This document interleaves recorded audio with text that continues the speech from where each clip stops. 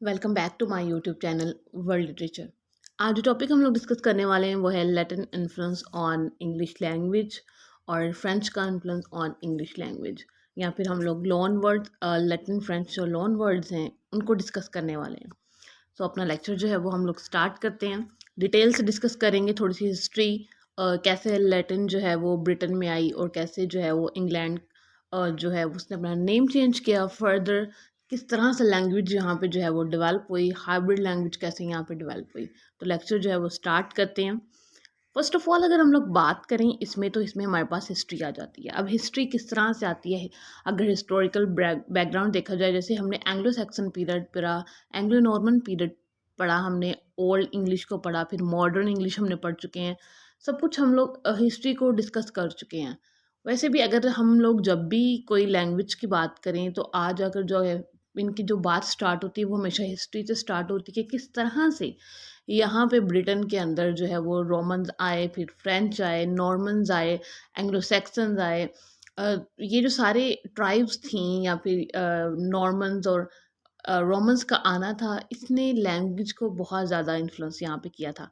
तो अब होता क्या है कि ब्रिटेन के अंदर जो है वो ये ब्रिटेन के अंदर जो है वो वहाँ पे केल्ट्स रहते हैं। सबसे पहले फर्स्ट ऑफ ऑल देखें तो हम लोग 597 BC से पहले की बात अगर हम लोग कर लें, तो तब 43 AD की बात करें, वहाँ पे अब केल्ट्स रहते हैं और इनको ब्रिटॉन कहा जाता था। और उसके बाद से जो है वो यहाँ पे नाम जो है ये ब्रिटेन पड़ता है। तो केल्ट्स यहाँ पे रह रहे हैं, ये ट्राइबल केल्ट्स हैं यहाँ पे जो कि ब्रिटेन में रहते हैं। और यहाँ पे रोमन्स जब आते हैं, रोमन्स से पहले जो है वो यहाँ पे पिक्ट्स और गेल्स, ये भी ट्राइब्स थी, ये आते हैं। और जो पिक्ट्स है वो केल्ट्स को जो है वो अगेन एंड अगेन इनके ऊपर अटैक कर रहे होते हैं, और रोमन्स जो आके हैं वो इनको सेव करते हैं केल्ट्स को फ्रॉम पिक्ट्स। बट रोमन्स जब आते हैं यहाँ पे ब्रिटेन में, तो ये आके केल्ट्स के ऊपर रूल करना शुरू कर देते हैं। पहले तो उनको सेव करते हैं, प्रोटेक्शन एज अ उनकी उनको प्रोटेक्ट किया जाता है पिक्ट्स से, लेकिन देन जो है उनके ऊपर ही रूल करना शुरू कर देते हैं। ये अपने साथ क्रिश्चियनिटी लेके आते हैं। और रोमन्स जो थे वो ज़्यादातर जो है वो लैटिन लैंग्वेज का यूज़ करते थे। तो इस वजह से फिर उन्होंने जो है वो लेट क्योंकि अब रूल जो है वो रोमन्स कर रहे थे, तो यहाँ पे लैटिन लैंग्वेज वो ज़्यादा बोलना शुरू हो गई ब्रिटेन में। अब क्या होता है कि यहाँ पे नॉर्थ सी बॉर्डर से ट्राइब्स आती हैं, जो कि हम लोग ऑलरेडी पढ़ चुके हैं कि जिसमें एंग्लो सैक्सन जो हमने पढ़ा है, या फिर हम लोग उसमें एंगल से एंड से जूट्स थे और सैक्सन्स थे, ये तीन ट्राइब्स जो थी वो यहाँ पे आती हैं। यहाँ पे इनको सेव करने के लिए केल्ट्स को, बिकॉज जब रोमन्स यहाँ से चले गए, जब रोम पे जो हमला हुआ और उन्होंने अपनी कंट्री को अपनी नेशन की प्रोटेक्शन के लिए वो यहाँ से जब वो ब्रिटेन से चले गए, तो फिर केल्ट्स को जो है वो पिक्ट से बहुत ज़्यादा अटैक फिर होना शुरू हो गया। और केल्ट्स इस कदर स्ट्रॉन्ग नहीं थे कि वो इनके अगेंस्ट जो है वो फाइट कर सकें। देन जो है वो इन नॉर्थ सी बॉर्डर से जो है वो इनको बुलाते हैं, ये इन ट्राइब्स को। और ये जब ट्राइब्स, इनको ट्यूटोन्स कहा जाता है, ये जो ट्राइब्स है, या फिर इनको जर्मेनिक ट्राइब्स कहा जाता है, जो कि ओल्ड इंग्लिश जर्मन लैंग्वेज का अगर हम लोग बात करें, जिसको हम लोग ओल्ड इंग्लिश पीरियड में अगर बात करें एंग्लो सैक्सन पीरियड कहते हैं, और जो नॉर्मन्स का पीरियड है। तो इसमें जो तीनों ट्राइब्स थी, एंगल्स और साथ ही साथ सैक्सन्स और ज्यूट्स, इन ये जो जर्मेनिक ट्राइब्स थी इनको ट्यूटोन्स कहा जाता है। ये यहाँ आते हैं केल्ट्स की प्रोटेक्शन के लिए। सो ये इसकी हिस्ट्री में आ जाता है। अब जब ट्यूटोन्स यहाँ पे आते हैं, तो इस टाइम पे अगर लिटरेचर की बात करें या लैंग्वेज की बात करें, तो मोस्टली ओरली लिटरेचर हो रहा होता है, इनके रिटर्न इतना कोई वर्क नहीं हो रहा था उस टाइम पे। वो तो आफ्टर यानी कि जो नॉर्मन्स के पीरियड के बाद जाके कहीं स्टार्ट होता है लिखना, राइटिंग का काम जो लिटरेचर के अंदर। ट्यूटोनिक और जर्मेनिक ट्राइब अब यहाँ पे रह रही हैं ब्रिटेन में। और ब्रिटेन का जो नेम है वो ब्रिटोन था पहले, तो फिर ब्रिटेन पड़ जाता है। अब यहाँ पे अगर इंग्लिश लैंग्वेज की बात की जाए, तो उस पे इन्फ्लुएंस किसने किया था। अब इंग्लिश लैंग्वेज के पे ऊपर इन्फ्लुएंस फ्रेंच ने किया था, लैटिन ने किया था और ग्रीक ने किया था। अब ग्रीक ने किस तरह से किया था, जो जर्मेनिक ट्राइब्स आई हैं यहाँ पे, अब जो अभी मैं आपको बता चुकी हूँ, तो जिसमें सेक्सन्स हैं और ज्यूट्स हैं, ये जर्मेनिक ट्राइब, इन्होंने इन्फ्लुएंस आगे किया बिकॉज वो ब्रिटेन में रह रहे हैं। लैटिन रोमन लेके आए थे, और फ्रेंच जो है वो नॉर्मन्स लेके आए थे ब्रिटेन में लैंग्वेज। तो ये तीनों ने जो है इन्होंने इन्फ्लुएंस किसको किया, अब इंग्लिश लैंग्वेज को मिलके। वोकेबलरी की इंग्लिश लैंग्वेज की इससे इन्फ्लुएंस्ड हुई, स्टाइल इंग्लिश लैंग्वेज का, और साथ ही साथ सिंटैक्स। ये तीनों चीज़ें जो है वो इन तीनों चीज़ों को फ्रेंच, लैटिन और ग्रीक लैंग्वेज ने इन्फ्लुएंस किया इंग्लिश लैंग्वेज पे। अगर हम लोग बात करें इसके डीपर जाएँ इसके अंदर कि किस तरह से लोन वर्ड्स फिर आए लैटिन और फ्रेंच से और किस तरह से इंग्लिश लैंग्वेज जो है वो ओवरलैप्ड हो गई रोमन से और फ्रेंच से और किस तरह से लैटिन लैंग्वेज जो है वो ओवरलैप्ड कर गई इंग्लिश लैंग्वेज पे। सो इसमें प्री क्रिस्टियन फेज़ है, उसके बाद क्रिस्टियन फेज़ है और रेनेसांस और पोस्ट रेनेसांस फेज़ है। अगर सबसे पहले हम लोग प्री क्रिस्टियन फेज़ की बात करें तो ये वो फेज़ है जब ये नॉर्थ सी बॉर्डर पे जो ये ट्यूटोनिक और जर्मेनिक ट्राइब जिसको हम लोग ज्यूट्स, एंगल्स और सेक्सन्स कहते हैं, ये जब नहीं आए थे, ये जस्ट उधर नॉर्थ सी ट्यूटोनिक ट्राइब वहाँ पे रह रही थी ब्रिटेन से दूर। अभी ब्रिटेन में ये आए नहीं हैं। उस टाइम पे इनके फोर फादर्स ने जो वर्ड्स बोरो किए थे या फिर इनके फोर फादर्स ने जो वर्ड्स लिए थे इन रोम लैटिन वर्ड से या फिर रोमन से, उसको जो है वो प्री क्रिस्टियन फेज कहते हैं बिकॉज उस टाइम पे ये क्रिस्ट इनका अपना रिलीजन था, ये क्रिस्टियनिटी इन्होंने फॉलो नहीं की थी। सो जो वर्ड्स इन्होंने लिए थे जैसे कि अब वाइन है, अब इंग्लिश लैंग्वेज में वाइन था तो इन्होंने लैटिन से जो है वो वाइनम आ गया वर्ड। कैंप इंग्लिश लैंग्वेज में और लैटिन में इसको कैस्ट्रा कहते हैं। माइ जो है ये माइल हम लोग कहते हैं अपनी लैंग्वेज इंग्लिश में और मिल जो है वो लैटिन में कहते हैं। तो ये वर्ड्स जो थे प्री क्रिस्टियन फेज के अंदर जो ट्यूटोनिक ट्राइब्स थी और जर्मनिक ट्राइब्स इन्होंने जो है वो रोमन से लिए थे ये वर्ड्स। उसके बाद बात की जाए फर्दर अगर हम लोग बात कर लें इन्हीं वर्ड की तो जैसे कि लैटिन में मोनीता है, लैटिन में ओल्ड इंग्लिश पीरियड में इसको मेहनत कहते हैं और करंट में इसको मिंट कहा जाता है, तो इसका मीनिंग मनी और कॉइन्स होता है। उसके बाद लैटिन में अगर पोंडो एक वर्ड है, ओल्ड इंग्लिश में इसको पंड कहा जाता है और अब इंग्लिश लैंग्वेज में इसको मिक्सअप करके एक पाउंड वर्ड बना दिया गया। फिर जब एंग्लो सैक्सन्स जब आते हैं वहाँ पे ब्रिटेन में, यानी कि नॉर्थ से मूव करके अब जब वो ब्रिटेन में आते हैं केल्ट्स की हेल्प के लिए, उनकी प्रोटेक्शन के लिए, उनकी सेफ्टी के लिए। सो अब यहाँ पे आते हैं जब तो फिर वो क्रिश्चियनिटी में कन्वर्टेड हो जाते हैं बिकॉज जब रोमन्स यहाँ पे आए थे तो वो क्रिश्चियनिटी लेके आए थे अपने साथ। तो ये जो है वो क्रिश्चियन हो जाते हैं एंग्लो सैक्सन। अब इनका क्रिश्चियनिटी का फेज चलता है। अब इसमें जो है जब वो चर्च के रिलेटेड फिर ये वर्ड सीखते हैं लैटिन से। अब लैटिन में वर्ड है मोनेस्ट्रियम और इंग्लिश लैंग्वेज में फिर वो वर्ड बन जाता है मिनिस्टर, पोप। और अब इन्होंने पापा जो है वो लैटिन में कहते हैं इसको, आर्च बिशॉप इसको एरिक बिशॉप जो है वो लैटिन में कहा जाता है। मंक और मोनाकस जो है वो लैटिन में कहा जाता है।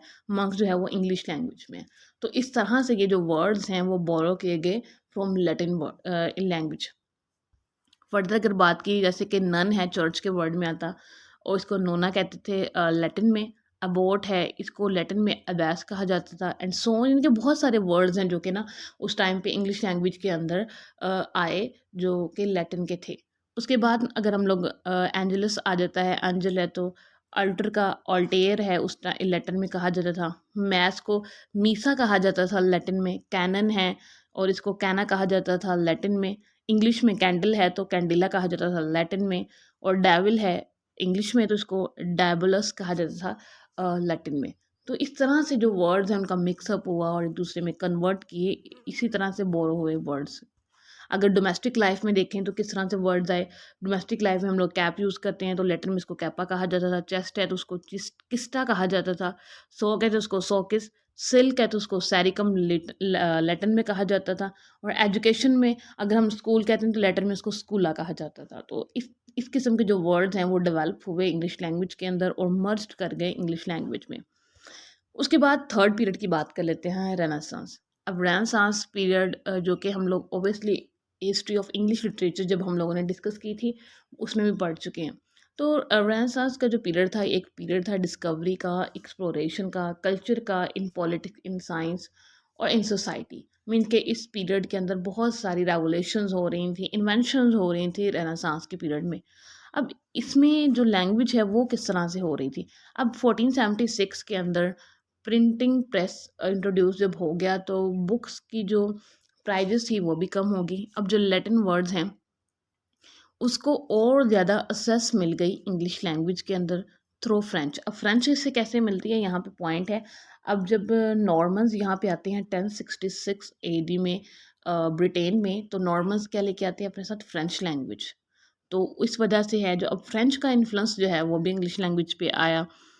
तो इस तरह से लैटिन, क्योंकि फ्रेंच ने भी बहुत सारे वर्ड्स जो थे वो लैटिन से लिए हुए हैं अपने, तो दैट्स वाई अब जो फ्रेंच है और लैटिन मिलकर जो है वो ओवरलैप्ड करेंगे इंग्लिश लैंग्वेज को। जैसे कि ग्रेव है, ग्रेविटी, कॉन्सोलेशन, सॉलिड, पोजीशन, इम्पीडल, इन्फर्नल, ये सारे मीन्स के इस तरह के वर्ड्स जो हैं वो इंग्लिश लैंग्वेज में आए। अब जो फ्रेंच वर्ड्स थे उनकी रीमॉडलिंग होती है। अब जैसे कि परफेक्ट कहते हैं फ्रेंच लैंग्वेज में और पारफिट कहते हैं इंग्लिश लैंग्वेज में, और फ्रेंच में परफीट, परफेक्ट और पारफेट, इन दोनों का जब कॉम्बो मिला, C was introduce from Latin perfectus. तो इस लैंग अब फ्रेंच वर्ड्स की रीमॉडलिंग हुई, तो एक परफेक्टस वर्ड आ गया, जिसके हम लोग इंग्लिश नॉर्मल में वर्ड बोलते हैं परफेक्ट। तो लैटिन का सी यहाँ पे शामिल करके परफेक्टस आ गया।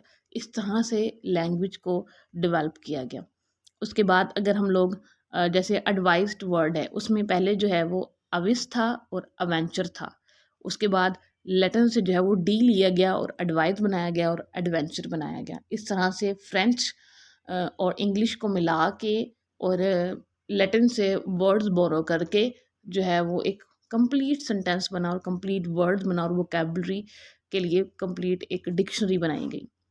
उसके बाद अगर हम लोग रेनेसांस की बात करें, तो इसमें साइंटिफिक और साइंटिफिक कल्चर जो है वो इंग्लैंड के अंदर इंट्रोड्यूस करवाया। जैसे कि लैटिन वर्ड्स आए, बॉटनी, बॉटनी जो कि ये प्लांट की स्टडी होती है, हम लोग पढ़ते हैं। टेलीग्राम, टेक्नोलॉजी की बात हो रही है। Orthopaedic, vacuum, pendulum, radius, relativity, inertia, etc, ये सब साइंटिफिक जो कल्चर है ये भी रेनेसांस में आया, तो ये भी लैटिन वर्ड से ही आया।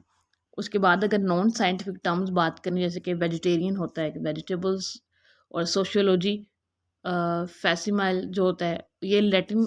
उसके बाद एडजेक्टिव जो हैं वो इंट्रोड्यूस करवाए गए इंग्लिश नाउन्स के अगेंस्ट, के इंग्लिश के नाउन्स थे और लैटिन के एडजेक्टिव्स थे, तो ये आपस में इनका कॉन्ट्रास्ट करवाया गया। सन था इंग्लिश लैंग्वेज में उस टाइम पे, तो फिर सोलर आ गया, लैटिन में इसको सोलर कहा जाता है। मून है तो उसको लोनर जो है वो लैटिन में कहा जाता है, उसका एडजेक्टिव। उसके बाद अगर हम लोग बात करें, फिर हाइब्रिड फॉर्म होने लग गई लैंग्वेज की, मतलब कि फ्रेंच, इंग्लिश, लैटिन मिक्सअप तीनों का जो है वो एक हाइब्रिड चीज़, जो एक हाइब्रिड लैंग्वेज बन के सामने आ रही थी। जैसे x x king, x headmaster, anti taxation, anti slavery, को वर्कर, तो ये जो एक्स है इसके साथ इनके मिक्सअप हो रहा है, हाइब्रिड चीज़ बन के आ रही है। ये हो गया। अगर फर्दर बात करें इसमें, लैटिन के सफिक्सेस जो हैं वो भी इंग्लिश लैंग्वेज में यूज़ होना शुरू हो गई फिर। जैसे प्री रेफलाइट, अब जिसमें जो आई टी ई है एंड पे, ये सफिक्स है, लैटिन सफिक्स है। एक्सप्रेशनिज्म, इसमें जो इज़म है आई एस एम, ये लैटिन है सफिक्स है, और मॉडर्निज्म में आई एस एम जो भी, ये भी लैटिन सफिक्स है। और कम्युनिस्ट आई एस टी, इसमें लैटिन सफिक्स है, और रिफॉर्मिस्ट में इस्ट जो है वो लैटिन सफिक्स है। अगर मैं फर्दर आपको इसमें बताऊं, तो जैसे कि डेमोक्रेटिक, डेमोक्रेटिक एक वर्ड है, ये भी लैटिन से लिया गया है। बहुत सारे जो वर्ड्स हैं वो लैटिन से लिए गए हैं और इंग्लिश लैंग्वेज इस तरह से बनी है। So English language original language नहीं है, ओल्ड इंग्लिश में और बोली जाती थी, फिर फ्रेंच लैंग्वेज आई, लैटिन आई, इन दोनों ने बहुत ज़्यादा इसको इन्फ्लुएंस किया है। आई होप कि आपको ये आज का लेक्चर क्लियर हो गया होगा। जस्ट आप हिस्ट्री को थोड़ा अंडरस्टैंड करें, और देन जो है उस हिस्ट्री को रिलेट करके लैंग्वेज किस तरह से डेवलप हुई उसको रीड आउट करेंगे, तो आपको इसको अच्छे से समझ आएगी। उसकी जो तीन इसके जो फेजेस हैं उनको, pre Christian phase, Christian phase, और renaissance and post renaissance phase, ये जो तीनों है ये मेन इसमें है। इसी को आप अंडरस्टैंड करेंगे तो आपका लेक्चर जो है वो क्लियर हो जाएगा और आपका एग्जाम भी क्लियर हो जाएगा।